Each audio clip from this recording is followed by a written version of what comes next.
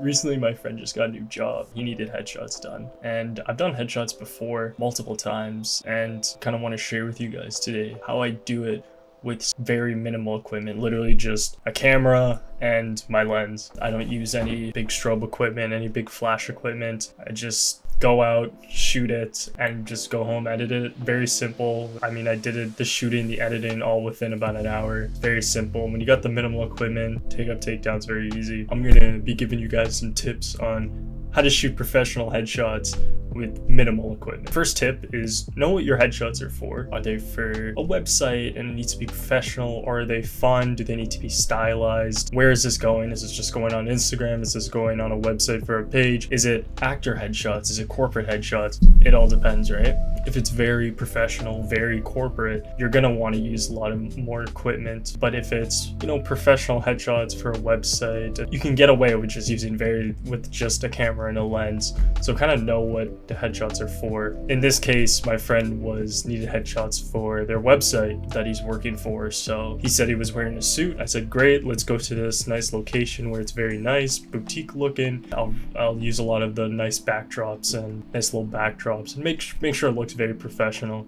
Then when it came to the editing, I kept it very clean, very simple. Tip number 2, the biggest thing that's going to make a difference in your professional headshots is your lens choice. So I always, when I shoot headshots or any portraits, I always shoot with an 85mm. A lens with a nice compression. This is going to be the biggest difference for shooting your portraits. You need a lens with a high focal length, which means more compression. I don't really like to go any less wider than 85, and I don't like to go a little bit more zoomed in than maybe 105. I like to keep it at 85. It's wide enough, it's compressed enough where it doesn't distort the face, and it's not wide where it doesn't distort the face. It's a nice middle ground and great lens for portraits and for headshots. If you don't have a 85, if you have a 50mm, that would work really well. That's also good, just doesn't work as well as the 85. You'll still get that nice compression, still wide shot. The reason why I choose the 85 is the background is much more compressed and it's much more blurred, and it really puts more emphasis on the actual headshot and not really the background. Though we'll talk about that, why your background still matters.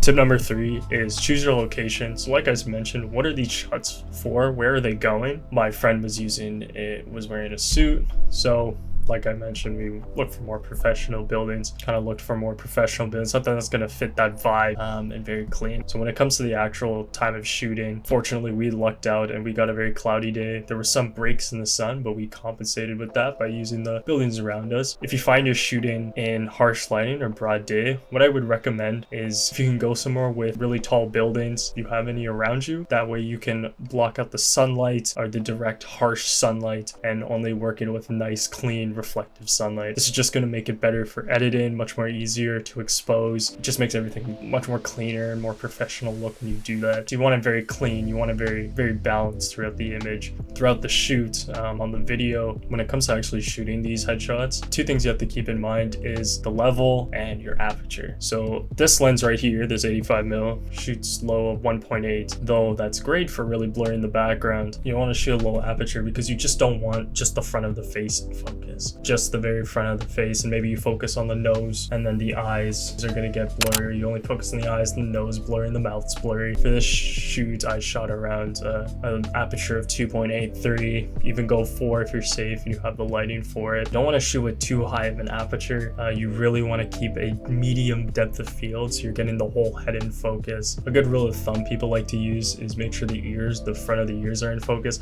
I don't really use that rule. I just make sure that you're getting the whole front of the face in focus, and you don't have to have the whole head from front to back in focus, as long as you're having a good balance and it's not too compressed from the back of the head. That's going to be fine. It's going to look great. Next thing is shooting level.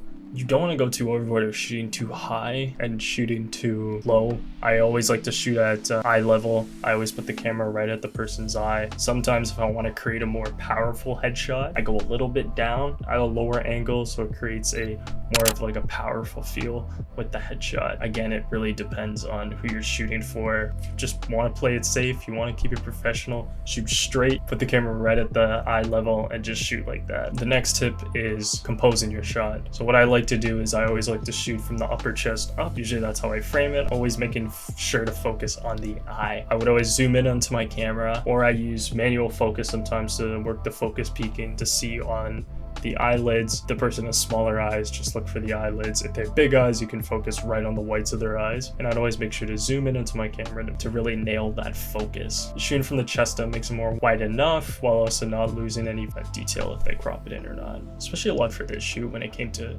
composing my photos. Though the background was very out of focus and compressed, I still wanted a very clean background that was very easy to look at. It was recognizable, but it was very easy to look at. So a lot of things I looked for was a lot of depth and clean background, something that's not too distracting. So I tried to make sure not to get too much sky in the background. I always want to shoot at a very monochromatic wall. Maybe if I can get some bokeh in the back, that was cool. But I always made sure to compose my photos with a lot of depth, color, and a muted background, something maybe monochromatic, so the portrait really stands out and you're not getting too distracted by the background. What advice I give you is to not shoot subject directly on the background. Even if the texture is nice, don't have your wall here and then your subject here and shoot right at it. You're gonna create no depth in the image and the whole wall is gonna be in focus. There's gonna be no emphasis on the portrait, so pull away your subject from any background to create all that depth. I don't even know what number tip we're on anymore. So the next tip is lighting. So because you don't have any light equipment, just your camera and your lens, trying to shoot at the shadow side, or at least having a contrast on the face. The shadow side, closest face in the camera, like in this case, if this is the camera shooting my headshot, I would tilt the head this way. This side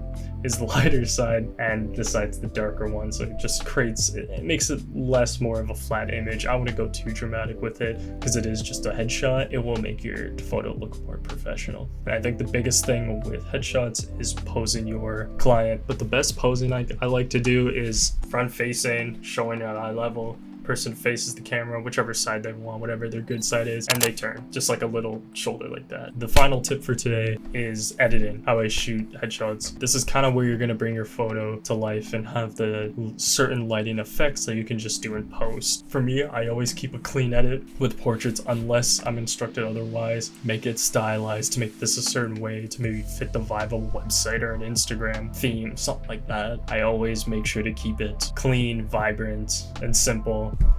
Doing a simple S curve on the tone curve. I don't put any fade into my image. What I might do sometimes is boost the skin tones a little bit or mute the skin tones, if depending just how the photo looks or what I did through editing. If the tone curve messed up with the colors, just keep it very clean. The biggest thing to do in your editing is put in focus on the actual subject. There's just one very simple mask that I like to do is I take the radial filter, I put it over the person's head, going just below the head or just below the face. I bring the exposure up a little bit and then I duplicate that mask, invert it, and then bring the exposure down. What I'm looking for here is the balance of the two radial masks. You don't see the glow ring around the subject that you will get from if you go too overboard with the two masks. So you just want to flip-flop in between the two, make sure you're brightening up the subject enough and darkening the background enough, but not having this just halo ring that's just around their face. So that's something you want to look for and you want to balance. Yeah, so that's basically it for today's video. That's how I shoot headshots with very minimal equipment, just a camera